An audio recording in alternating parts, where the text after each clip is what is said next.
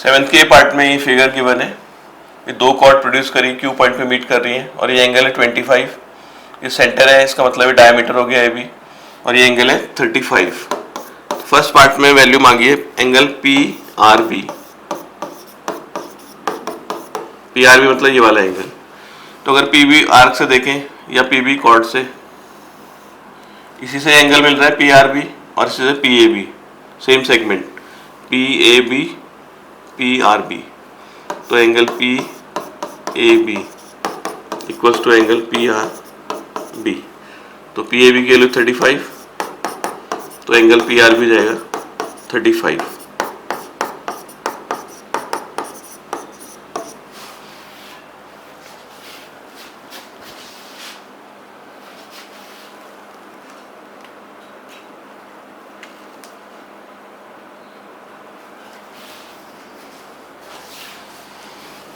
Second part में निकालना है angle P B R. P B R मतलब ये वाला पूरा एंगल।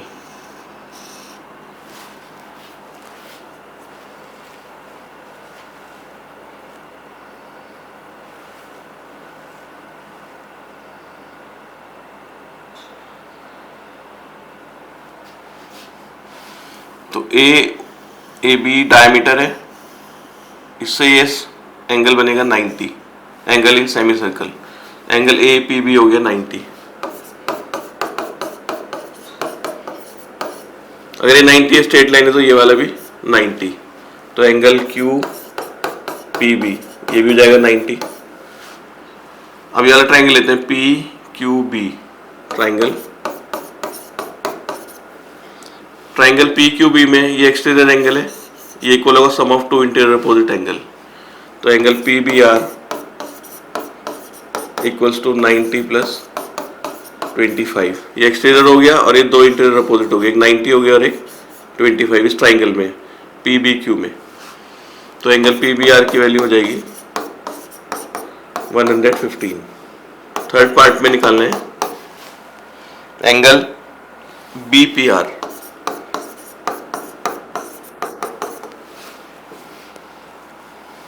बी पी आर मतलब ये वाला एंगल इतना। तो हम ट्राइंगल लेते हैं P B R, in triangle P B R. तो पी बी आर ट्राइंगल में तीनों का सम 180 होगा पी बी आर में। तो एंगल आर तो निकाल रखा है P R B first part में 35 प्लस ये वाला एंगल मालूम हो गया 115 और तीसरा बचा एंगल बी पी आर जो हमें निकालना है, ये वाला ट्राइंगल का तीसरा angle, angle B P R equals to 180। Angle B P R equals to 180 minus इन दोनों को ऐड कर लेंगे, ये आ जाएगा 150। तो एंगल बी पी आर हो जाएगा 30 डिग्री। सेवन्थ के बी पार्ट में फिगर दी है ए बी सी डी और ये इसका सेंटर दिया है ओ और एंगल ए बी सी की वैल्यू दी है 40। ये वाला एंगल है 40, एंगल ए बी सी और ए डी डायमीटर हो गया क्योंकि सेंटर दिया है। इसमें वैल्यू निकालनी है एंगल डी ए सी की, तो उसको ज्वाइन कर लेते पहले। डी ए सी मतलब ये वाला एंगल निकालना है। तो ए सी कॉर्ड से या ए सी आर्क से एक मिल रहा है ए बी सी और दूसरा एंगल डी। तो angle D angle A B C के इक्वल हो जाएगा, सेम सेगमेंट। तो एंगल डी की वैल्यू हो जाएगी 40। फिर ए डी है डायमीटर, इस डायमीटर से ये पूरा एंगल बनेगा 90 ए डी डायमीटर से। तो angle A C D 90, angle in semi circle.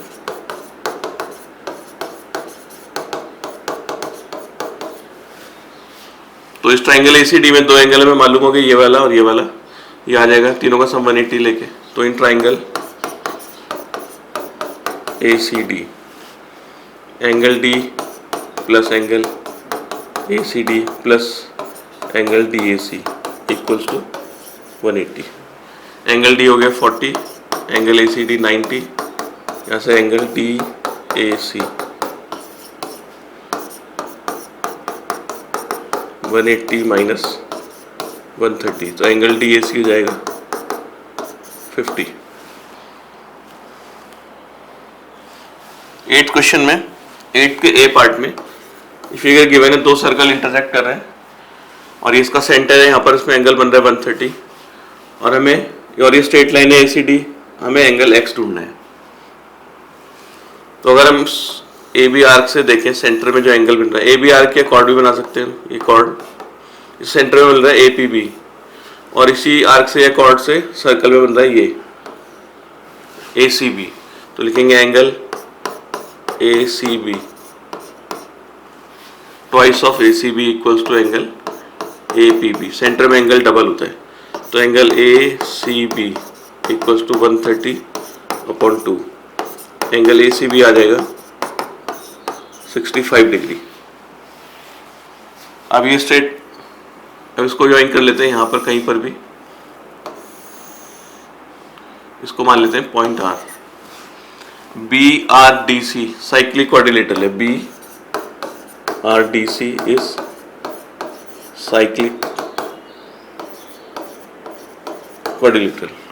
अगर B R D C cyclic quadrilateral है तो उसके इंटीरियर एंगल की वैल्यू एक्सटीरियर एंगल के इक्वल होगी। ये थ्योरम में बता रखा है, किसी साइक्लिक क्वाड्रिलेटरल में जो एक्सटीरियर एंगल है वो इंटीरियर अपोजिट के इक्वल होता है, मतलब इसके बगल वाले के ठीक अपोजिट।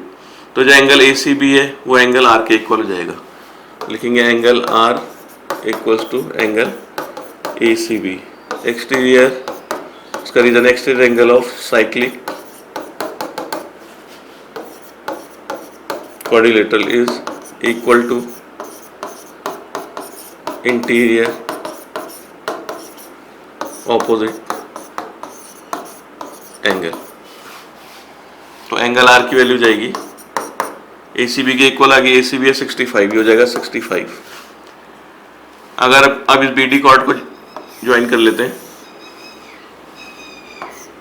इसी बी डी कॉर्ड से सेंटर में ही मिल रहा है एक्स और इसी बी डी कॉर्ड से ये आर एंगल मिल रहा है। ये जो बी डी कॉर्ड है इसी से सेंटर में एक्स एंगल और इसी बी डी से सर्कमफ्रेंस में आर, तो सेंटर में एंगल हो जाएगा डबल। तो एंगल एक्स होगा ट्वाइस ऑफ एंगल आर, तो एक्स इक्वल्स टू 2 इंटू 65, ये आ जाएगा 130 डिग्री। तो 8 के बी पार्ट में साइड ए सी साइड बी सी के इक्वल है, ओ इसका सेंटर है और एंगल ए सी भी 56 है। एंगल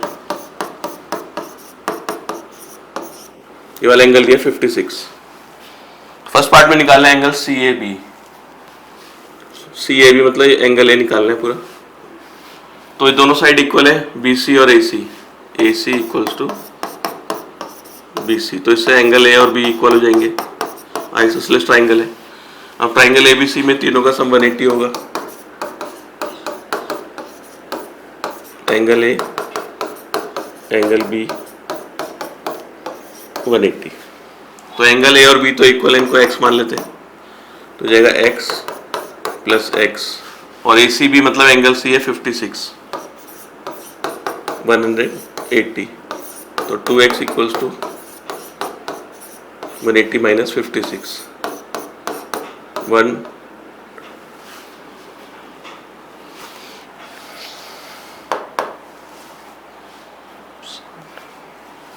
124, x की वैल्यू जाएगी 62, x का मतलब एंगल सी ए बी आ गया 62। सेकेंड पार्ट में निकालना है एंगल ओ ए सी मतलब ये वाला एंगल, इसको ज्वाइन कर देते हैं। ओ ए और ओ सी हो गए रेडियस, दोनों इक्वल, इसका मतलब ये जो एंगल है ओ सी के इक्वल हो जाएगा। ओ ए इक्वल्स टू ओ सी हो गया रेडियस, एंगल ओ ए सी एंगल ओ सी ए के इक्वल, इसे मान लेते हैं एंगल ए, तो दोनों एंगल हो जाएंगे ए।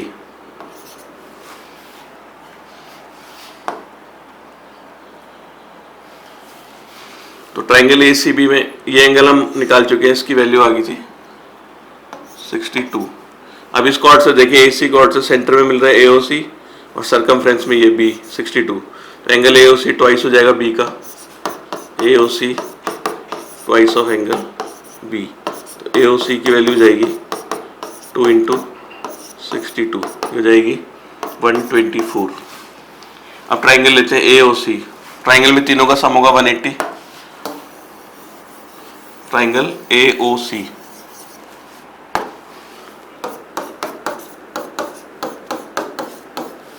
तो एक एंगल है ए, दूसरा भी ए और तीसरा है 124, 180। ये ए है, ये ए और ये 124, तो 2a equals to 180 minus 124, 2a equals to 56, A की वैल्यू 28 डिग्री। तो ए मतलब एंगल ओ ए सी की वैल्यू होगी 28 डिग्री।